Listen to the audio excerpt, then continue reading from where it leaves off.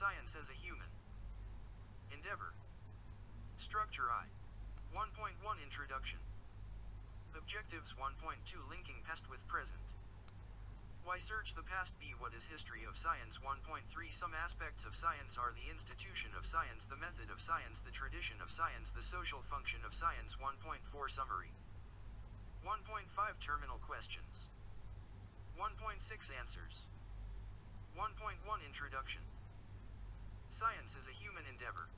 Human beings, from prehistoric times, attempted to control nature for their own welfare. For this, they had to observe and understand nature. Out of such an understanding, they found the means to make nature yield goods according to their needs. While this understanding led to useful applications, it also opened up further questions and avenues of inquiry, enriching the stock of knowledge. And this, in turn, led to improved techniques for satisfying their needs. This process of understanding nature and using that understanding to control nature is what may be called science. The process is certainly not without ups and downs. The story of the ups and downs in science, as it grew in society, is very interesting. As we have said earlier, in this block we shall relate this story. But surely, by now, you may be wondering why you should know the history of science. And, for that matter, you may ask, what do we mean by the history of science? Will it mean memorizing a lot of dates, names, and places? Well, in the first unit we'll provide you with the answers to these questions. We will also discuss, in brief, some aspects of science in the present-day society. The roots of science, as we know it today, lie in the life of primitive human beings. Therefore, in the next unit, we shall start the story of science right from the beginning, that is, from the dawn of human society.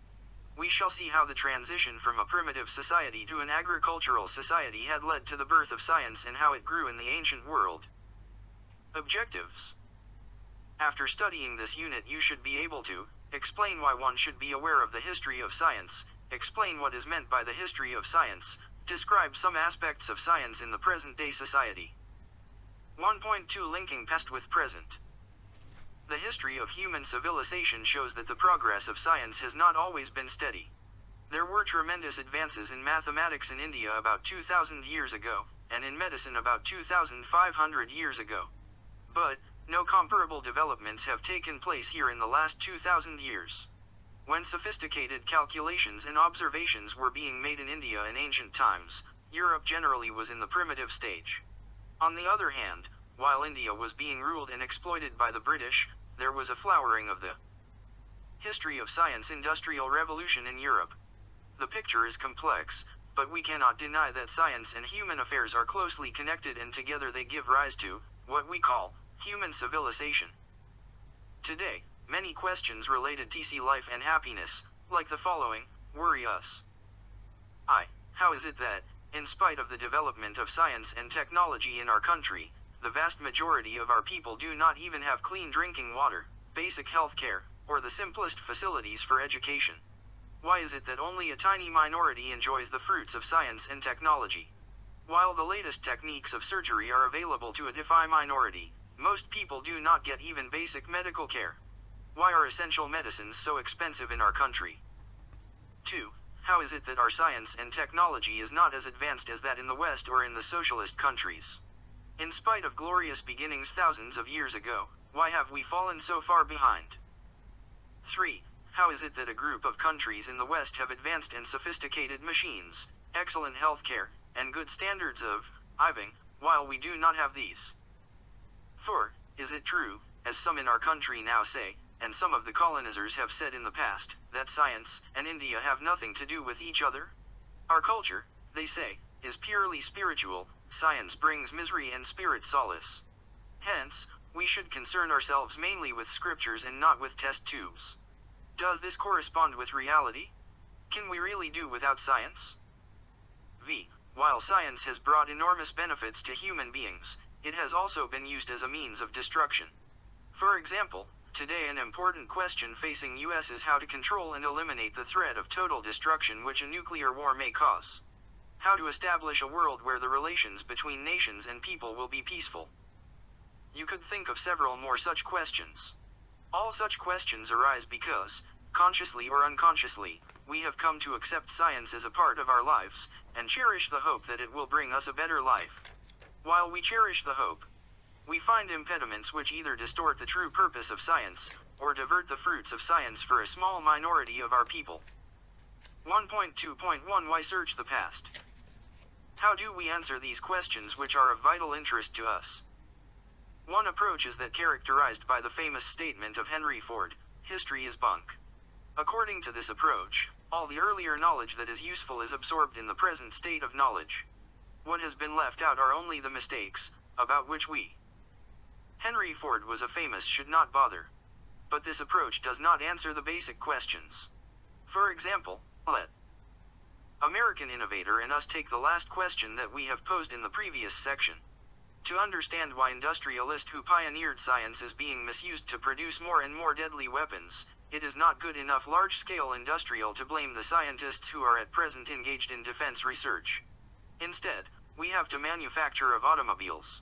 Look at history in order to see how knowledge, including scientific knowledge, has been used to further the narrow interests of dominating groups. Whether in tribal life, or in agricultural societies, or in industrialist countries, competition for economic domination has led to destructive use of science. Although new discoveries enriched science, they too were employed, in course of time, for expanding empires, winning markets, and controlling natural resources. And this has always benefited very small sections of people or only a few countries. The same approach is applicable to all the other questions listed above. It can be easily seen that none of the questions which arise out of the intimate interaction of science with our lives or with society in general, can be answered without due reference to history of science. Thus, in order to draw full benefits from science, we have to understand how science is related to social and economic factors. Science is the means by which the whole of our civilization is rapidly being transformed. In the past, science grew steadily and imperceptibly. But now science is progressing by leaps and bounds, for all to see. The fabric of our civilization has changed enormously in our own lifetimes and is changing more and more rapidly from year to year. To understand how this is taking place, it is not sufficient to know what science is doing now. It is also essential to be aware of how it came to be what it is, how it has responded in the past to the successive forms of society, and how, in its turn, it has served to mold them. In science, more than in any other human institution, it is necessary to search the past in order to understand the present and to control the future. In other words, we have to know the history of science. But then, what is the story of science? We will shortly answer this question. But before going further, UMDY like to try the following SAQ. SAQ1 state v neither the following statements are true or false. Write either T or F in the boxes pro asterisk guided. A. The correct approach, to answer the important questions we face today, is to ignore all that has been done in the past. B. We have to refer to the history of science if we want to understand the matters which are today intimately connected with science and with our lives. C. It is not necessary to concern ourselves with any of the issues related with science and society. D. To understand how science has helped in transforming our civilization, we must know about the interactions between science and society in the past. E. If we want to understand the present and control the future for the good of all, we will have to search the past. 1.2.2 What is history of science? The history of science is not a chronological description of events of scientific discovery. It is a story of an ongoing process of the interaction of science and society. It begins in the primitive human society and threads its way through different ages which have seen different forms of society, up to the modern times. Fig 1.1. It is a story of how social. Fig 1.1. 3 societies belonging to different epochs: the Stone Age, the Bronze Age and the Iron Age. A. Primitive human beings depended on food gathering and hunting for their survival and mainly used stone tools, some Stone Age tools. Primitive human beings, at the Bronze Age, is marked by the practice of agriculture and the use of bronze tools, sowing of crops using ox-drawn plow and reaping with a sickle. An Egyptian pharaoh Tutankhamun. 14th century BC, c. The Iron Age is marked by the discovery of iron and its widespread use for making tools and implements. It was also a period of constant war between societies, a slave working in a blacksmith's shop, a hoplite infantryman of the warring Greek states. History of Skunra and economic pressures arising out of a given form of society necessitate particular inventions and innovations. These innovations are gradually used and absorbed by dominant social forces to stabilize their domination. The stability eventually leads to social stagnation. In the period of stability, new ideas in science and technology do arise. These ideas may be ahead of their times, and it may not be possible to put all of them into practice, in the prevailing socio-economic conditions. Later on, new social groups and forces take shape, often out of the frustrated and exploited sections of the society. These new groups press for full utilization of the new ideas, inventions, and discoveries. Out of such demands and struggles arises a new society, with new forces as the dominant section. The process is not an endless circle, as with each phase science takes society to a qualitatively higher phase. Each higher phase has more complex problems and social relations, creating even more complex and difficult problems for science to solve. While the above picture has a rough universal validity, the actual story has interesting variations.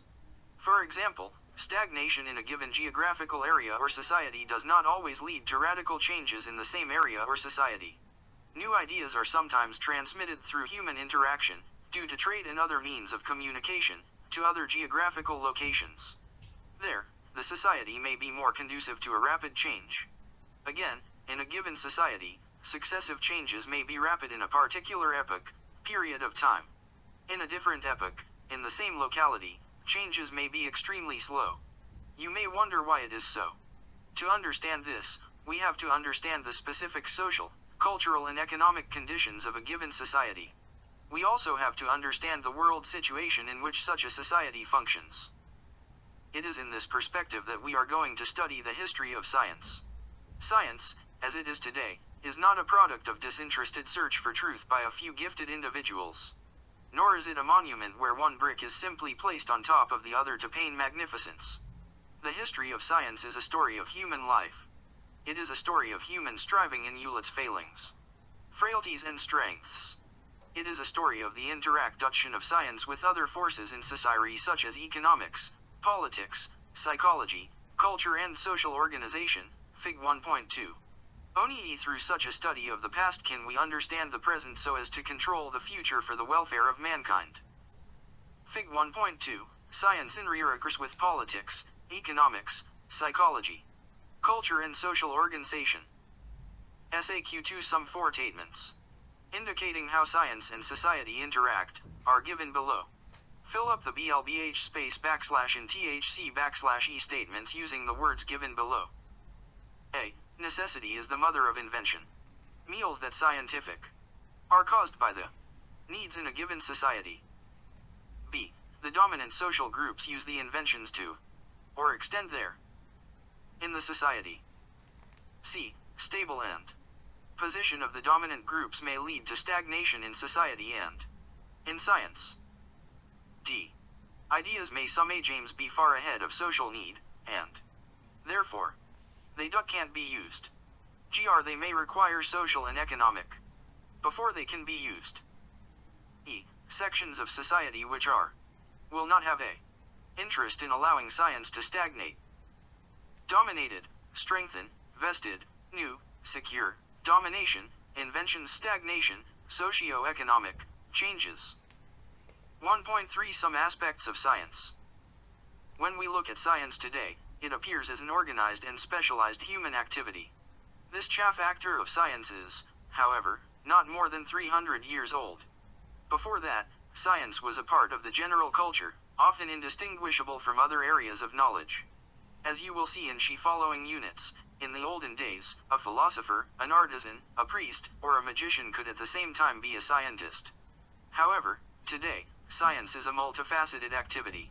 It has its own body of knowledge, organization, experts, tasks, and methods. It is important that we discuss these aspects before briefly going into the history of science. 1.3.1 The Institutiate of Science. Science, in the modern times, is a collective and organized activity, in which hundreds of thousands of men and women are actively involved. They work with apparatus, which appears strange and even mysterious to a layman. They perform complex calculations and speak a language which the common couple find difficult to understand. Scientists are generally thought of as a set apart in society. The large and diverse scientific activity, which is well organized, gives science the nature of an institution. In Fig 1.3, we show you some of the activities in which scientists are involved. While the influence of science on our daily lives has grown, it has not become easily understandable to most of us. These days, scientists limit themselves more and more to narrow areas of specialized activity. What is more, the specialization is so narrow that often one section of the scientific community fails to understand the other. For example, scientists specializing in the study of insects may not know much about other areas of life sciences such as the study of worms, snakes, or monkeys. Specialization in science means a deep study of a limited range of questions or phenomena. Thus, it may help in rapid solution of some problems. However, too narrow a specialization often leads to loss of broad scientific understanding. It inhibits the scientist's ability to see the relation of one set of questions to another set, thus hampering the growth of knowledge. Specialization also leads to the use of special terms and phrases or what may be called jargon. This prevents common people from understanding science and using it for their benefit in everyday life. Very often it leads to stagnation and decay of scientific activity. When we think of science as a social institution, then the objectives of science are, in a general sense, social objectives. The general economic and ideological atmosphere of society determines the broad motivation for scientific activity, and the specific areas of social life, such as trade or markets, industrial development, agriculture, natural resources, health, etc., set definite problems for science to solve.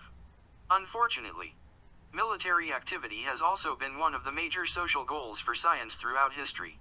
Such goals do not lead to human welfare and, in fact, pervert scientific activity. Most scientists in modern time have taken a position against such a perversion of their work. The stand taken by scientists all over the world against using space to install deadly weapons is an example of this. Mu is a human endeavor. History of science.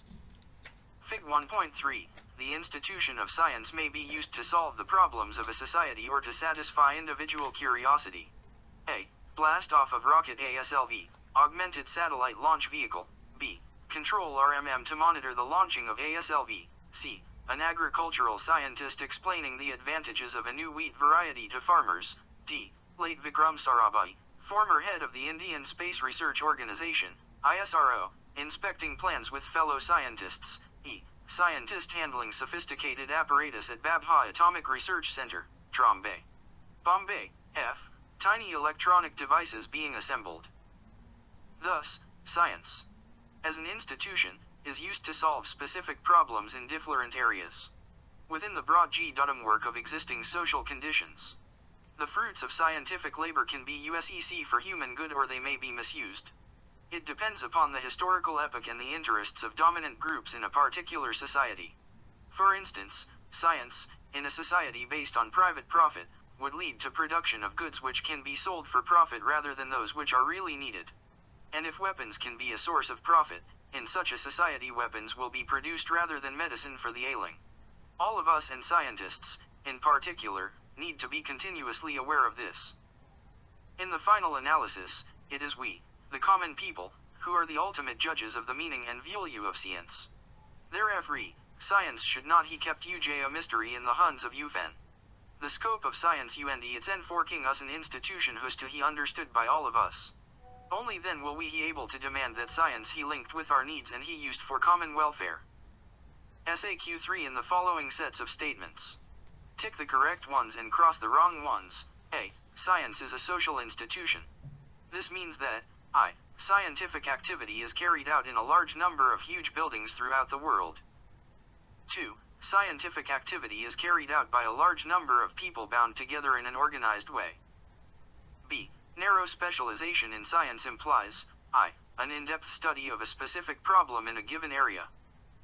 2. That the specialist is able to acquire a broad understanding of several interrelated questions in different areas. 3. Using a readily understandable language to express scientific ideas. 4. That the ordinary people are unable to understand and use scientific knowledge for their betterment. 1.3.2 The method of science. We have seen above that science is a social institution, in which a large number of people, all over the world, are involved in an organized way. They carry out certain tasks in society, such as extending the frontiers of knowledge or applying science to solve practical problems. The methods and the practices that they follow can be broadly described as the method of science. The methods of exploring and enlarging scientific knowledge are continuously evolving through a complex interplay of mental and practical activity. Science cannot be given a purely intellectual character. For, removing it from the din and dust of practical life, and from physical and manual work, distorts science in the IMG run. The method of science is made up of a number of operations, some mental, some manual. Observation and experiment are essential for science. Now, everyone, whether a scientist or not, observes things and phenomena. To a scientist, the important question is what to observe and how to observe it. Scientists also have to make sure that observations are, as far as possible, independent of their sentiments and wishes. However, systematic observation alone does not tell us why things are as they are. Based on previous knowledge or observations, a speculative framework or a hypothesis is generally built to answer the question why. Experiments are set up to prove the first hypothesis, or to find under what conditions the idea is valid. This leads to formulation of more reliable laws and theories which, of course, are not considered unchangeable. Each law is valid within certain boundaries or conditions. Application of laws to real life brings out these limitations, and leads to new hypotheses, further experiments, and better laws.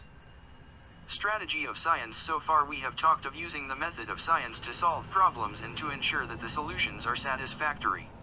But, how do problems arise? Why should a problem be solved? In a broad sense, economic and social necessities pose problems to be solved. For example, the need to cure common diseases, or to produce food for all in a given climate and soil are some such problems.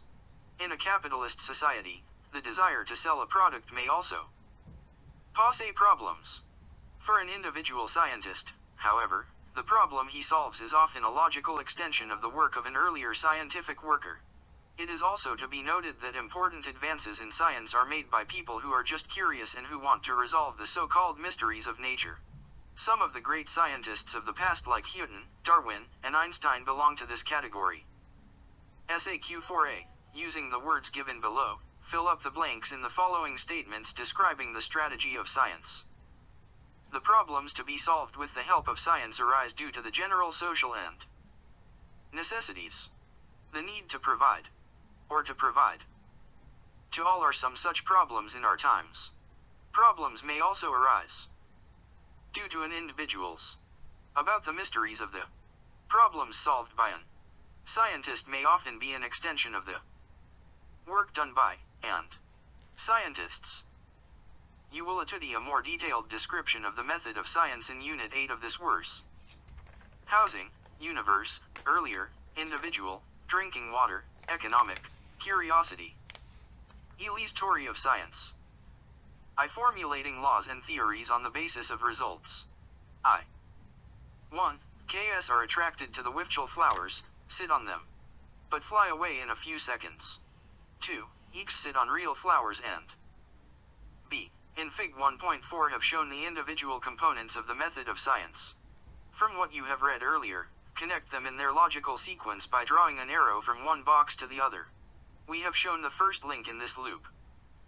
B. Bees are attracted by the color of DL, L. Fig 1.4, the method of science illustrated with an example. 1.3.3 The tradition of science.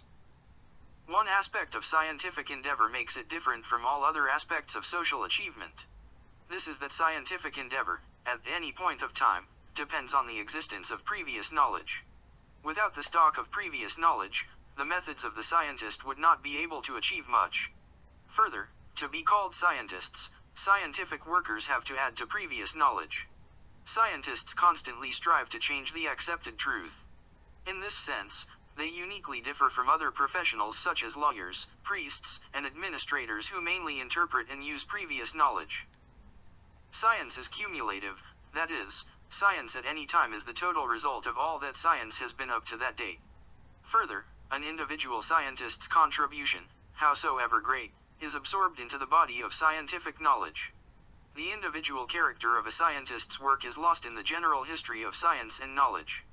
In art and music, the works of past masters are always appreciated and sought after. In science, it is only our current state of knowledge which is of the utmost importance, as the past is fused into the present. For instance, we still listen to and appreciate the music of great maestros like Ustad Bade Ghulam Ali Khan or Ustad Fayez Khan. Prints and reproductions of Leonardo da Vinci's famous painting, Mona Lisa, are bought by art lovers all over the world. The works of Shakespeare and Kalidasa are read even today. But, not many people feel the need to read Newton's Principia Mathematica or Einstein's famous papers in original. What is important in science is the form in which those ideas are used today. Art and religion appeal to personae, faith and sentiment. In contrast, scientific activity always strives to reduce the personal or subjective component and build as objective a basis as possible. Results of science can always be checked, verified and repeated by anybody anywhere. This gives science a universal character. The truth of science lies in its application. The final test of validity lies in testing scientific knowledge in real life, and controlling nature towards some chosen ends. S.45, which features listed in the column 2 below, correspond to the scientific knowledge in which to the other aspects of social life such as law, religion, art, music, etc. given in column 1. List them under suitable headings. For example, scientific knowledge as well as law is based on reason. A. Scientific knowledge. I. Non-involvement of personal feelings and 2. Views. 2. Based on reason. Other A/pects WCHA/3. Great works of the past are sought after. B. Law. 2. L. Religion. J. 4. Using and interpreting previous knowledge. Only. V. Open to change. 6. The individual's work is absorbed in the general tradition. 7. Creating new knowledge. D. Art and music. 8. Results can be verified by anyone anywhere. 9. Personal faith and beliefs matter a lot. L1.3.4 The social function of science. All the features discussed so far describe the character of science as an institution, as a method and as a growing and ever-changing body of knowledge. By themselves they do not answer many questions. For instance, what is the major function of science today? HBW Does science influence the way a society develops? What social factors help or impede the growth of science in any society? We will now examine these questions. Science and the means of production. Science has always played a crucial role RTT Tunduction. The history of humankind is principally the history of how human beings have attempted to control and transform nature for their own use. In this, different tools and means of production have played a crucial role. Fig 1.5. We call the major historical epochs by the corresponding principle MNANS of production: Stone Age, Bronze Age, and Iron Age. In the last few centuries, the means of production have become very complex and, therefore, one now refers to the industrial age, atomic, or space age, etc. on a very different basis. Science as a human endeavor. R. D. F. Fig 1.5 Developments in science and technology have brought about tremendous changes in the means of production.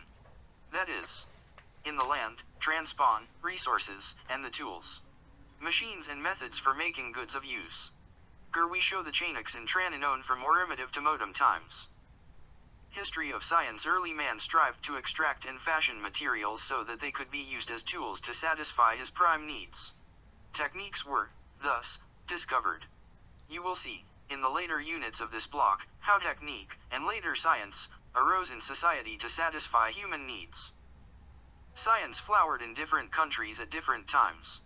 Generally, science thrived whenever a society had organized itself to increase the production of goods and to create a degree of satisfaction in its members. The development of science led to a further increase in production. However, in a given form of social organization, the range and level of production have a limit, both in quality and quantity. Therefore, in this process, whenever a saturation in production was reached, science stagnated. The unequal sharing of the produce led to the emergence of a dominant class who wanted to keep things as they were. This was another impediment in the growth of science. However, societies which were more receptive to new ideas forged ahead, and science flourished there. as you will see in the later units, the most fruitful periods of scientific advance were also those in which practice and theory could be combined, either in individual scientists, or in groups where practitioners of medicine, artisans, and technicians mixed on equal terms with learned men. The growth of science not only increases production but also leads to an improvement in the methods of production. And when methods of production evolve and develop to a new stage, societies transform. For example, when agriculture was the prime means of production, human habitations were scattered over large rural areas with their own lifestyles. But, when factory-based production became common, industrial towns grew up, because a large number of people were working in one place, with a life very different from the rural life. In this process of change, societies may even break up. Social classes come into conflict in this process and create new social organizations. In Europe, at a certain stage of development, the big landlords who jealously guarded their territories, and the merchants and tradesmen who wanted free passage through such territories, as also common laws for large geographical areas, came into conflict. A few centuries ago, science and industry developed together so that the growth of science and the improvement in the methods of production were intimately related. In the present stage, science has grown to such a point that it leads to the development of industry. Science and ideas. We have said above, that the practical application of science leads to its growth. But, the advance of science depends on something more than just the practical aspect. An essential part of science is theory and concepts, have played an important role in its advance. The theoretical framework links together the practical achievements in science and gives them an intellectual unity. As we shall see later, major advances in science occurred when a particular theory was proved or disproved. However, in science, theory is intimately linked with practice. It has often happened that an important theory became very formal and seemed to be used mechanically, without any fresh ideas or new approaches. Then a new contact with practical experience brought forth its limitations. And it had to be modified or rejected, leading to another major advance in science. We have also seen that the level of practical application of science in a society depends on the prevailing social conditions. For example, there are scientific methods to prevent births and control population, but social conditions in many countries do not allow such an application of science. Or, in agriculture, mechanization could increase productivity. But, in the regions where farmers have small pieces of land, mechanization is not possible. Similarly, the theories of science are also influenced by the general intellectual atmosphere in the society in which sc*intists.org. It often happens that a theory which fits into the general intellectual atmosphere and so is accepted universally, impedes further scientific advance. New theories based on newly discovered facts may be radically different from the existing ones. Therefore, they come into conflict with the prevailing ideas and social thought. This conflict has, in the past, even resulted in the persecution of scientists. For instance, in the 17th century, Galileo used a telescope to see and to show others that the moons of the planet Jupiter revolved around it. This was very much like what he was proposing, that the Earth revolved around the Sun. He could also show that there were hills and valleys on the surface of the Moon. But these ideas were against the prevailing concepts. That the Sun revolved around the Earth and that God had created the perfectly spherical Moon. This new theory, when published, led to the trial of Galileo. Nevertheless, history shows us that barring a few exceptions, new ideas in science overcame opposition and came to be accepted in due course of time. This not only led to great leaps in science but also molded the intellectual thinking in general. Science as human. Endeavour. SAQ6A, state. In 3 or 4 lines. 2 ways in which the growth of science influences the production process in a society. Give your answer in the space provided. B. Use the words given below to fill up the blanks in the following statements about science and ideas. Ideas and also play an important part in the growth of science.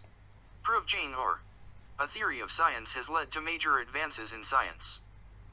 The theories are influenced by the general atmosphere of the society. New theories radically from the existing ones may come up. Initially, they are not accepted because they may not agree with the theories and the prevailing social ideas. However, their acceptance leads to great in science.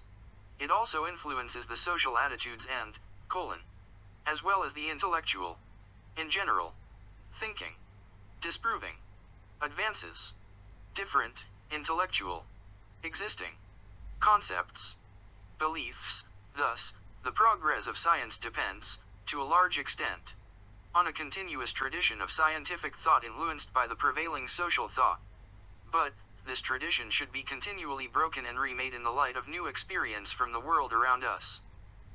Let us now sum up what we have studied, in this section, about various aspects of science as it has came to be in the world today. We have seen that science is a social institution. There is a method of science which is used to solve problems arising either out of social and economic needs or individual curiosity. At science has a cumulative tradition of knowledge. The stock of previous knowledge forms the basis for new knowledge, with the previous knowledge merging into the new knowledge. Science has several functions in a given society. It plays a major role in the maintenance and development of production processes. Science is influenced by the prevailing social thought. And, in turn, radical changes in scientific ideas influence the general attitudes and beliefs in society. In science, theory and practice are intimately related. Hence, science progresses rapidly in societies and in conditions where practitioners and thinkers mix and interact.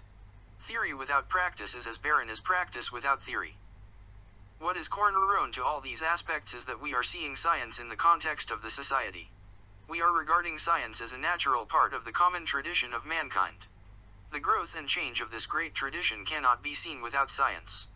At the same time, science cannot be understood without duly examining its part in this tradition. It is in this perspective that we will follow in brief the whole course of science from its first appearance to the present day. As the story of science unfolds, the apparently abstract ideas that you have studied in this section will become clearer and easier for you to understand. 1.4 Summary. In this unit, we have tried to view the development of science and technology as an integral part of human Endeavour. So far we have learned that if we wish to answer questions arising from the interaction of our lives with science and technology, we have to refer to the history of science. It is also necessary to know the history of science if we want to understand the character of science and technology in the present-day society and wish to exercise a conscious control on their future development. The history of science is not merely a description of the works of important scientists, or the dates of important scientific events that have to be mechanically memorized. It is a story of human life. It is a story of how science grew as an integral part of society, how developments in science led to a change in the material conditions of the society. The changed material conditions led to a change in the social conditions, giving rise to a higher phase in society. And the higher phase created more complex and difficult problems for science to solve. In this way, the growth of science is intimately connected with the development of society. Science, in the present-day society, can be seen as a social institution having its own methods and tradition, and an ever-growing body of knowledge. Theory and practice are intimately linked in the growth of science. In a given society, science influences the means of production. It not only increases production but also improves the methods of production in the society. The ideas and theories in science are influenced by the prevailing social thought. And, in turn, the radical changes in scientific thought influence the social attitudes, beliefs, and thinking. 1.